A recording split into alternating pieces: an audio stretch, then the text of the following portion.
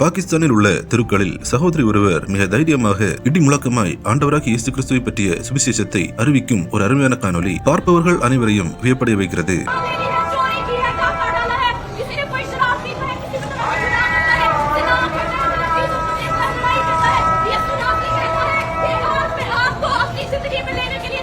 பாகிஸ்தானில் கடந்த 2023-2024 ஆண்டுகளில் கிறிஸ்தவ வழிபாட்டு தலங்கள் மற்றும் கிறிஸ்தவர்களின் வீடுகள் சூறையிடப்பட்டது. இப்படிப்பட்ட இக்கட்டான சூழ்நிலையிலும் பாகிஸ்தானில் உள்ள மக்கள் ஆண்டவராகிய இயேசு கிறிஸ்துவை ஏற்றுக்கொண்டு பரலோகம் செல்ல வேண்டும் என்ற ஒரே நோக்கத்தோடு சகோதரி ஒருவர் மிக தைரியமாக துணிச்சலாக இடி முழக்கமாய் சுவிசேஷம் கூறுகிறார். இதனை அப்பகுதியில் உள்ள அனைவரும் சுற்றி நின்று கவனிக்கின்றனர்.